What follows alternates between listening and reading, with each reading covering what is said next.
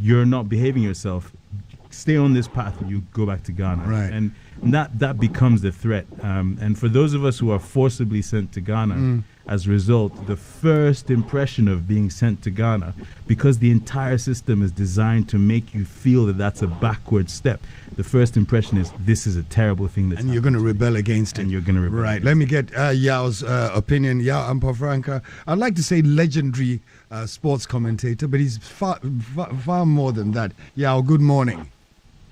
Oh, good morning. Far more than that. That's too much for me. Yeah, good morning to you. Good to have you on the line. Yeah, so tell me, the question I asked Kweku in the studio was basically, as a generality of thought, when parents decide, I'm sending you back to Ghana, and they actually do it, is it right? Is it right? It's I think it's a case by case, but for me it was in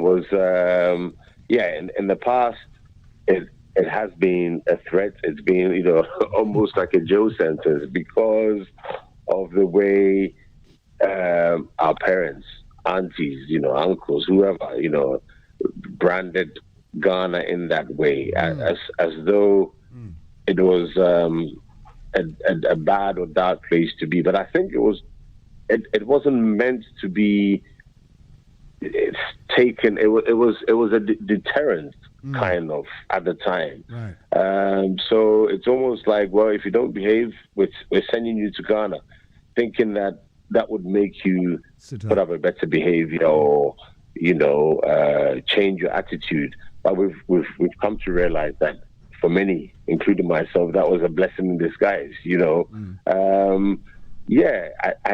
It's the way in which parents, now we're parents ourselves, would put that across. I think it's great to have both cultures and, especially the respect factor. In our part of the world, any elder can scold you, can discipline you, can put you straight. And I think that's one of the things that, makes it's important to try and get our children to have both of, if it's the English culture and the Ghanaian culture, there are benefits, there are pros and cons, but the respect for elders, the discipline is there, and also to just learn as much as you can. In Ghana, you're talking about so many languages. If you're in Accra, definitely you would learn Ga, even if you're not a Ga, if you're an Akan, most Akans can speak Ga. So that gives you an extra language, that gives you some advantage. If it's Ewe in addition to if Ewe is your first language, you're probably going to learn, Ga. So you have a lot of young people who learn extra languages, the Akan, the Ga, the Ewe, the Hausa, whatever it is, whichever environment they find themselves. And then when you go back to the UK, to London, wherever, you feel a bit more confident because you have these extra languages and you've dealt with people from different backgrounds and cultures and understanding and all the rest of it. But I think now coming to Ghana is a blessing. A lot of kids, they've had. Now Ghana is a haven. Obviously, it's expensive, but you hear I had Mauritian and Scottish neighbors, and they always wanted to come to Ghana because of the good things they had heard. But for us growing up, it was a little bit different, especially for those who maybe, one parent was in the UK and the other one was in Ghana, or they've been divorced or separated. It was a little bit traumatic. But growing up, the more mature you are, the more you get to appreciate that. Hold on.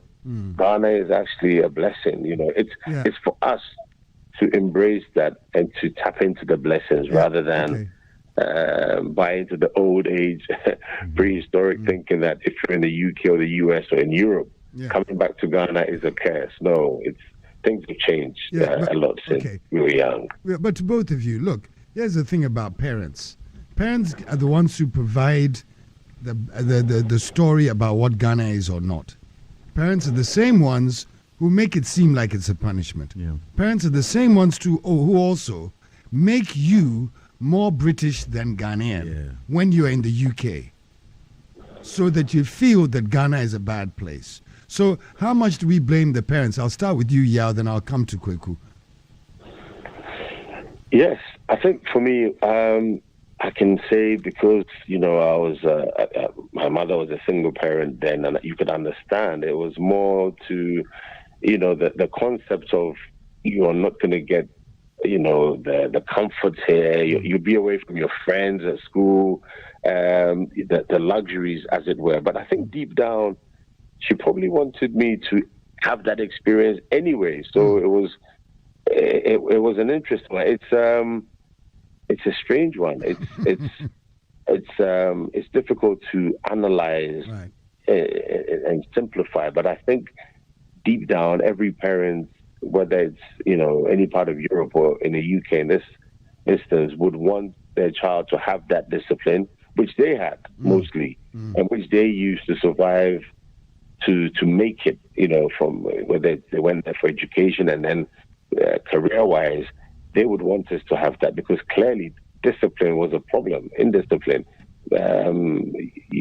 Young kids in the UK would tell their parents, you can't even talk to your, you can't look, if your mom or your dad, if in this case my mom would talk, I can't answer back, I can't, but you have colleagues and friends who could say anything back to their parents. And for that reason, I think a lot of Ghanaian parents were skeptical and not happy that their child would pick up on those bad habits. And I think, yes, parents were responsible for giving that darker image of Ghana. Maybe it wasn't, deliberate as much as it was intentional, but perhaps it got out of hand and they couldn't really control the fact that Ghana is actually a good place, it's a haven. Right. And in my case, I was a bit stubborn, so I had to come and get disciplined in Ghana, which worked in the end, thank God. Right. We thank God. Kweku, your thoughts on that? Okay, so first of all, I didn't answer your first question. Right. My answer is that actually his parents probably did do a good thing based on the evidence they had in front of them of how he was living his life, and also knowing the reality of what Ghana is, and actually the fact that most of us who do get sent back eventually do realize that it's a blessing to have been sent back to Ghana. But your second question is... I'm talking about the whole thing about how much of the problem is the parents themselves. Yeah, okay, so how much is the problem? Firstly, these same parents in the UK, they'll make Ghana seem like a bad place. Yeah. And say that everything good is where you are now. Yeah. Then you turn around and say, okay, but I'm sending you to the place I just told you, Finiho. Yeah, so I think, it's partly because Ghanaian parents don't have the tools that they require because of this third culture nature of their kids, and the fact that they're raising children, which is hard enough as it is, raising children in an environment and a culture that you just don't know yourself. And the only leverage you have is the ability to, put, and it's the way we were raised in Ghana, right? I have to put fear in you to get you to behave the right way. And the greatest fear I have is this concept of a place that is a place of poverty and a lack of opportunity and a lack of opportunities to progress, etc. And that conceptualization is not the parents' fault. That's a social structure that's created using the media, etc., to make... Sorry, a 14-year-old child is not exposed to Ghanaian media. It's what the parent says in the house. Not Ghanaian media, Western media. The whole, the entire immigration narrative and structure is designed to create this sense that the West is a better place to be. That's why everyone in Ghana wants to go to the West. Not just because there's opportunities for more money, but then again, even those opportunities aren't clear cut, and actually, when you get there, you realize that it's not as, the grass is green as you think. But it's a concept that is created in everyone's mind. It's part of the process of white supremacy. Even it's not the parents' fault that they aspire to go to the West. It's not their fault that the quality of life in Ghana is impacted by devaluation and other economic structures, structural economic systems. And so it's therefore not their fault that when they get to the UK and they're trying to raise these kids, that they have to use the conceptualization that's already given to them, which is that London is better than Accra, and if you get sent back to Accra, you are going backwards in your life, and that's why everyone's trying to leave Ghana and go to the West in the first place. So it's really not the parents' fault, and we actually need to work much harder. People need to recognize that you need tools to be able to raise children, and you need to understand the culture within which you're raising those children. And we have to actually help immigrant parents who have gone to the West understand how to raise their kids to give them the best opportunity possible. And that's the real way to deal with this conceptualization problem.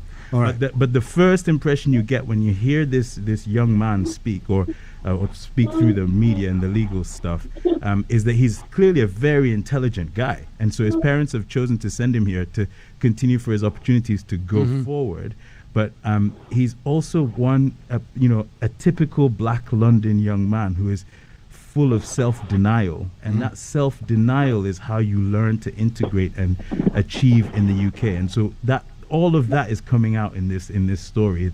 This idea that as a Black man in London, you have to reject where you came from because where you came from is just not as good as where you are today. Yeah, gentlemen, both of you. Yeah, I'll start with you. There's this phrase that I used to hear a lot when I was in the UK. Came up about 15 years ago. Black British. And it became the thing that every single Black person, child, young person you spoke to had to say that they were Black, but they were British. They were not African, they were Black, but they were British. And it became like a standard for especially Africans who had been born there, and also for obviously people who just wanted to basically put aside any sort of association with Africa by calling themselves Black British. Now, with that in mind, what I just said in mind, I want you to, both of you, just consider and answer whether you think this young man, his decision to even take his parents to court, do you think that it was the right thing for him to do? I guess what I want to know is, do you think that he was justified in taking that kind of position at his young age? I don't know if I can try and attempt that. I think down the line, some years down the line, he would look back and think, it was a mistake, but it was good he did that, because I think he's looking for an escape of sorts, and I think it's good he's taken that path. He could have decided to try other means, which perhaps wouldn't have worked out well for him. At least in this situation, I think he'll get some closure.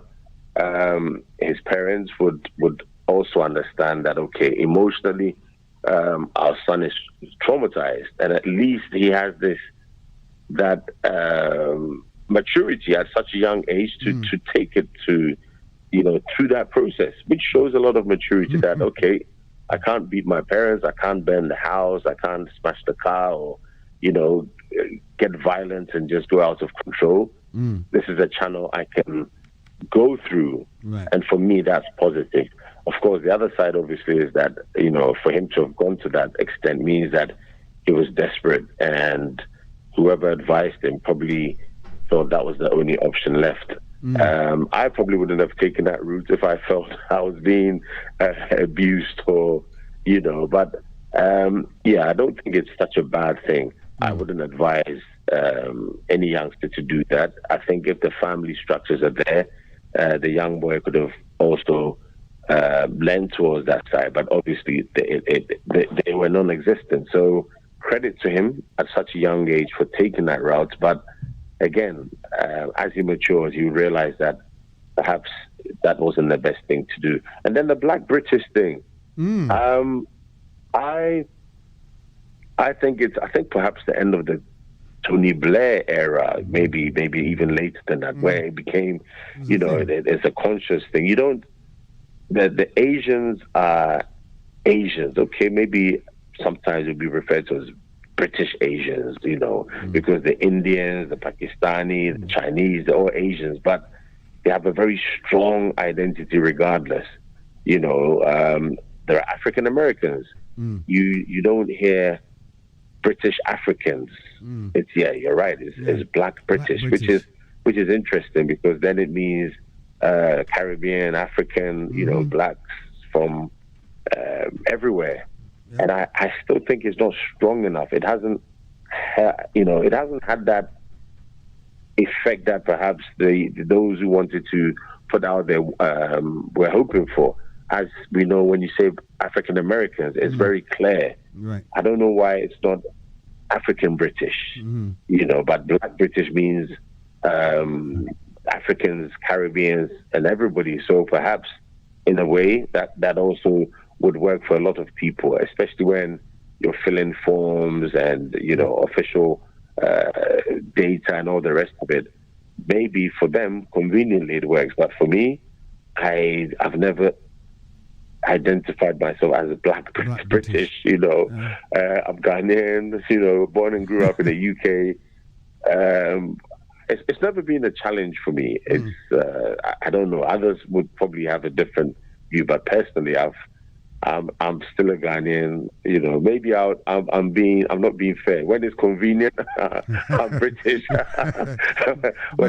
Which way you're traveling? It's rare for me to say British Ghanaian. I don't normally refer to myself as that. Okay, Kweku, your thoughts? So, I think the use of these labels in the UK is very much about the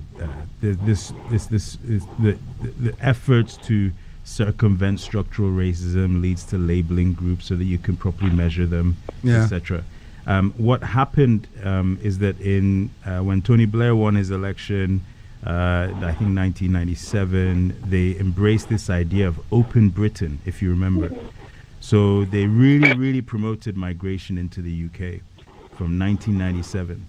And then in 2002, 2003, you remember Soraya Samira there was this program on CNN where he was tracking West Africans walking across the Sahara Desert to get to Europe. And that coincided with Fortress Europe and a decline in the idea of open Britain.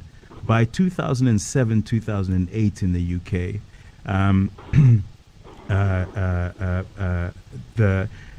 the love for immigration had turned so negative. It was all negative. There was a big scandal. There's a lot of European immigration. There was a lot of East European because they'd integrated these new European countries into the EU, Poland, etc. They were all coming to the UK. So what they did in the UK was they turned the focus away from the East Europeans towards the Black people. It's part of how Black Britain started to be identified. In 2008, there was a massive scandal that there was a whole bunch of foreign national offenders who had been released and nobody knew where they were in the UK. So then Alan Johnson at the time, who was Home Secretary of the UK, part of the Labour Party, who was very draconian, implemented this new law against foreign national offenders. And there's been this steady slide ever since then. You then had 2010, David Cameron came in, he and Theresa May implemented hostile environment, and it's gotten worse and worse and worse. And when you look at the laws, the immigration laws and the rhetoric out of Trump in the US, and by the way in the UK, and also in the UK, today, the hostile environment has become worse. And I think Africans who are being conditioned to try and embrace these types of labels like Black British or whatever, need to be aware that when it becomes inconvenient, they will become the targets of the hostile environment.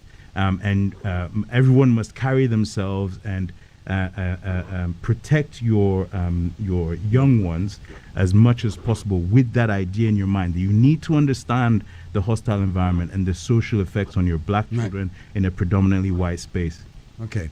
You guys, both of you, look, there's one of the reasons why the parents of this child decided to bring the child home was that there was an association with gangs, or a suspected association. He had already been listed as associated. And now they have these lists that they draw up, and once you commit a petty crime, you go onto a list. And then if you're associated with a certain group, there's something like 250 gangs in London alone at the moment, which was not the case when I was growing up, definitely. But trying to figure out, is it time for these children who are being exposed to this kind of danger, real danger, in the UK, for them to be coming home?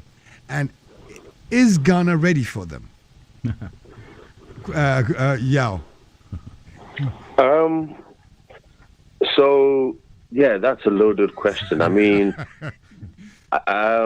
is Ghana ready for them? I think Ghana must be ready because they are children, and um, bringing them home still might not save them if they're going to go back, and we've seen what happens if yes, the child or the young man would want to move away, even run away from the reality of gang life and all that comes with it. But if it's not dealt with from its roots, he'll still go back and he'll still be running. He might be running all his life unless he gets out of that environment, that location, whichever part of London he's in, and starts a new life. And that in itself is a whole new conversation. It's terrible. And the numbers, I don't have stats, at the top of my head, but knife crime especially has just gone up, and it's scary, especially for those of us who have children and relatives and young ones in the UK. It's scary, and a lot of the victims are also not related. They don't have any gang. They're not affiliated to gangs. They just happen to be at the wrong place, at the wrong time, and they get caught in. And others are trapped. They find that the environment in which they live is driven by these gangs and masterminded by older people who use these young kids to pursue their agenda. And these kids are trapped, and often because they've been neglected by the social structures, they fall onto these guys. They're prey. They're groomed from an early age, and by the time they're adults, even before they're adults, most of the victims are teens, 13, 14, 16. So it's a tricky one. And if they're coming back to Ghana, what measures do we have here to assimilate them and to counsel them and to put them back into a society which in itself is prejudiced anyway? Sometimes we think the problem is only that side of, it's the UK, the indiscipline. But when they come here, we have attitudes. I mean, they get into school, they have a funny accent, they behave strange, according to the rest of their. So that integration is also important. The counseling, bringing them back, the church. I know when I came, it was very useful. My auntie used to take me to church every weekend when he could, my elder brother as well. And I settled reasonably well. But in the beginning, I felt that this was a punishment. But as I grew, I appreciated that, look, this was the best thing that could have happened to me. And then eventually when I returned to the UK as an adult, I could go back and forth freely. I'm a different person, and that has helped me. I seriously do not think I'll be where I am today if I had stayed in the UK, on that trajectory. I wasn't involved in gang life, but I knew I had friends who were involved in that, I witnessed a lot of stuff, but I personally wasn't directly involved because of the threats and warnings, So, yeah, are we ready to take our children back? And how prepared are we to also, heal? They have a lot of wounds. We need to also think about that, bringing them back and also healing them. It's very important. Yeah, I think that before I go to quick, I also think, do we need to do anything differently? Should we be treating kids from abroad differently from our kids here? And if so, do we need to? Why should we? We need to. we need to, because it's for some it's a culture shock. Yeah, they've dealt with their aunties and uncles and cousins, but coming to live and daily interactions with Ghanaians who've been here all their lives, and our mentality and our thinking, and our you need to. Yeah, positively and negatively. There are pros and cons in both, and that's why I think that maybe it should be actually, what's the word to use? This kind of exchange thing, student exchange program. It doesn't have to be student, but churches can do it. Bring 20 kids in the summer, take 20 Ghanaians, the Ghanaian boys and girls to the UK, and that perhaps could ease the mind, the friction, and the. I'm struggling to find a word here, but I think I think you're right. There should be a way we should do that, and it should be both ways. Let's have our kids here going to the UK or the US for some time and coming back. We have a lot of students coming to Ghana on exchange programs. I think we should have more, and also deal with this gang-related issues. A lot of young men and women going through a lot of trauma, and even drugs. It's all related, parental abuse and all the rest of it. I think you've raised a very profound, question, and we should look at it and not just have a discussion. But I think we should have a very big discussion on this. It's really an issue that we can't just sweep under the carpet. Yeah. All right. Kweku, your thoughts? I know it's a loaded question somewhat. Whether or not, bottom line, I really don't think Ghana is ready for, let's say, a return of all Ghanaian diasporan youths to come from London, New York, and Paris, and the rest, from the deprived parts of those same countries. And one of the headlines that you tend to see in The Guardian or Channel 4 News in the UK is about how foreign national offenders from Jamaica were deported, and then they ended up murdering someone or being murdered because Jamaica wasn't actually geared up to help in the rehabilitation of foreign national offenders. Plus, they came to Jamaica with no family and no support and no money, so they got into trouble. Not a surprise. And I think in order for that to not happen to Ghana, whether or not the people who are coming are foreign national offenders or not, regardless of what status they're coming, in order to be ready, you do have to do certain things. One of them is helping young people understand intuitively that a 17-year-old in Ghana is very, very, very similar to a 17-year-old in London. I'll tell you that. If you meet a middle-class 17-year-old kid in Ghana who goes to Achimota or some other school, they're exactly the same as the 17-year-old kid who goes to school. Needs, wants are the same. They're the same, and they see the same world in their phone. They have the same cultural drivers, etc. So there is no hierarchy between these kids. Before you go further, we were there in the back, and we were talking about you, me, on a London bus. Yes. Daring to tell a group of school children in the UK to be quiet. What was the response? Would you dare? No, of course not. Yeah, which day on? Gang up on you. At what moment did the child somehow, because they're 17 but in England and 17 and in Ghana? Yeah, so it's fascinating, but it's the group behavior that's the issue. Once they become, if you have a black, listen, I went to prison. I was in Wandsworth prison for quite a while, and then I was in Maidstone prison. So I met a lot of foreign national offender youths. These sort of 21, 22-year-old kids. Their parents are Angolan or Ghanaian or Ivorian or Kenyan, right? And they're British kids, right? But their parents never got them a passport. Right. And when you spend a bit of time with them in prison, you realize they're just brilliant children. They're really intelligent kids. One kid I met whose parents were from Angola, who was trying not to get deported because he had a Portuguese passport, but his parents lived in London. And he could hear a song for the first time one time and memorize it forever. Just like that. And, he is clearly a brilliant kid who grew up in an underprivileged environment and was not given the opportunities to become what he could be. Bring that kid to Ghana, he's going to thrive, I reckon, right? At some way or another, if you can give him opportunity, which we can give kids in Ghana, then they will thrive. And do we want them back? Do we want them back?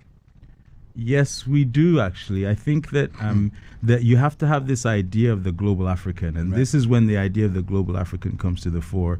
And the antithesis to white supremacy is the idea of the global African. To build a global Africa. Yeah, regardless of where these kids are growing up, they have to be able to come here, because otherwise they can't identify with the concept of a global African.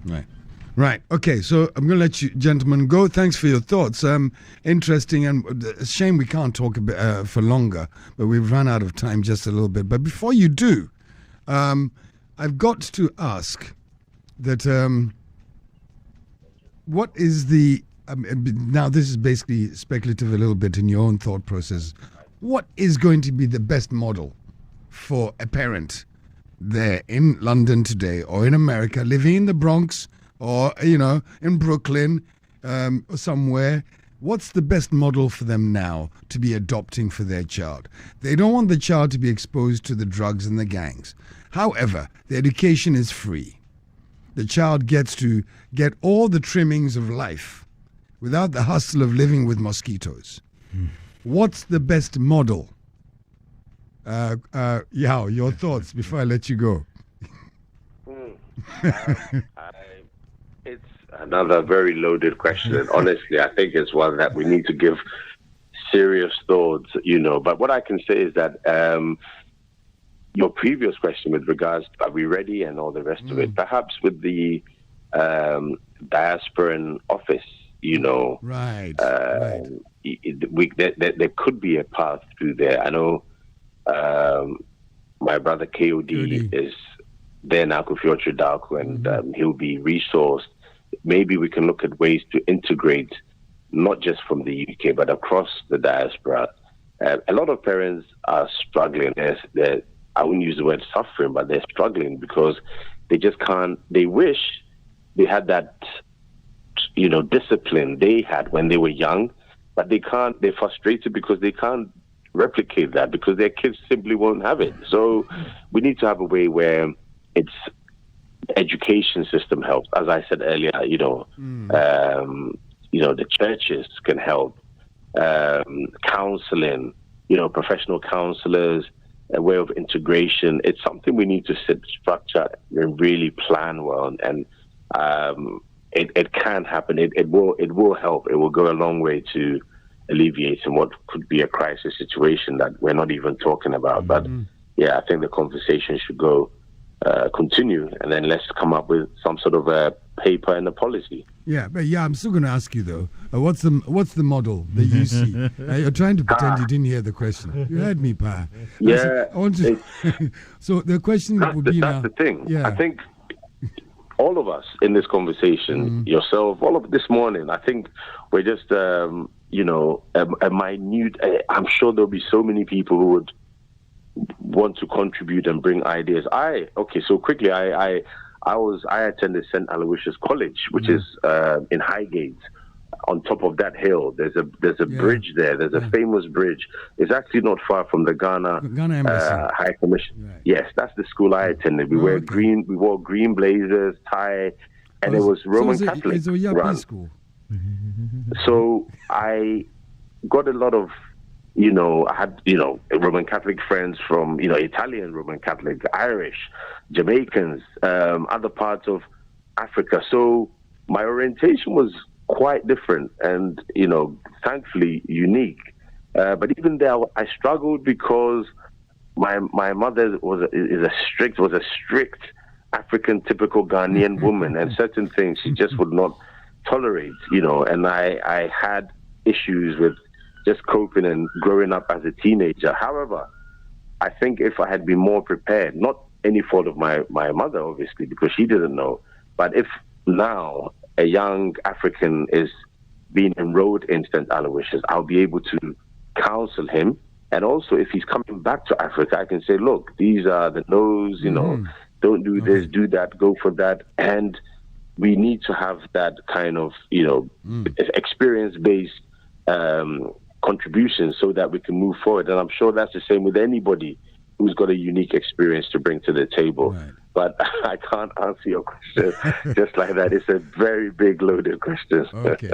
Thanks very much, Yao Pofankra. Thanks for joining us today and share your experiences and your thoughts. But we get from what you're saying, though, that you're looking for some sort of exchange program, possibly, and also counseling at some level, at the embassy level, maybe as the child is leaving the country, or counseling with the churches in the UK and here as well when they get here, something like that. But at least, and working with the Office for Diaspora Affairs, interesting one.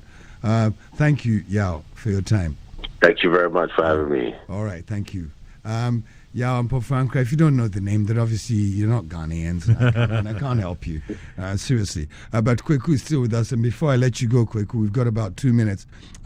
Same question, though. And I mean the model. What is a single parent, parents, it doesn't really matter. Living in Mitcham or Croydon or wherever, it doesn't matter. What do you do?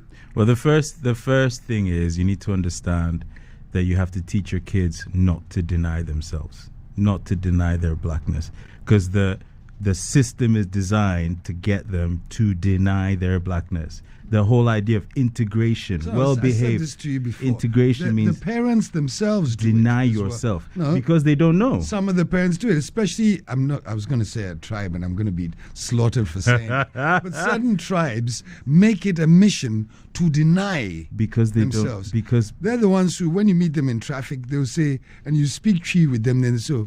What language you use? Go on, please. Sorry, but that's the whole point, right? And this is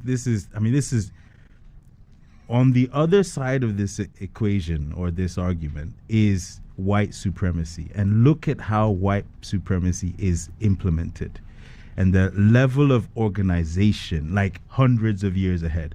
The level of organization at a global scale to ensure that the concept of whiteness is supreme. And this is the flip side of that conversation. What do you do with young black kids growing up in London in a predominantly white space who are taught to integrate? If you don't integrate, you're bad. You're a failure. You have to integrate. How do you integrate? Well, you have to deny yourself, because guess what? White people are not going to accept you until you deny those parts of you that are black. Yeah. And so the first goal of every black parent in the UK has to be to teach their kids of their supremacy, of their blackness, and to be proud of it and not to deny it. And once you can sit in that confidently, you can then face off against this predominantly white space. But if you bring up kids in the UK and you don't teach them that, guess what? This young man, luckily, has gone through a legal process which will force him to grow up super fast. And he's going to be so thankful to his parents for the experience he's had and the lessons he's learned and the fact that he's been forced to go through such a difficult process at such a young age. It's going to do him wonders. But the problem is that his starting point is that the place where I come from is worse than the place where I want to be. So much so that he says, I am a Londoner. I'm from England. Say, I want to go home. He does not see Ghana as his home. His parents, although they love him, clearly love him unconditionally and they want the best for him and they probably made the best decision for him, also didn't teach him. They failed him.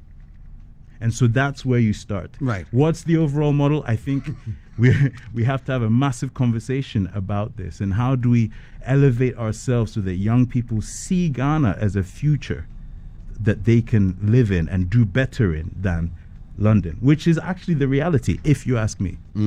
Great. Thanks very much. We ended with that. You can do better here than you can over there if you understand where you come from. So long as you're a black man, you're an African. Song by Bob Marley. Nothing you can do about it. Get over yourself. Really, quite honestly. Thanks so much, Kweku, for sharing your thoughts and also directing the conversation in a bit more of a global perspective and a dynamic that like this. But a lot of work for us to do. Well, how do we go about it? Should we be preparing our families? Do the families give their children the right sort of education to set them up to not be failed black people? Which is a question, isn't it? Fritz is coming up shortly in about 2 minutes' time. He's going to be talking about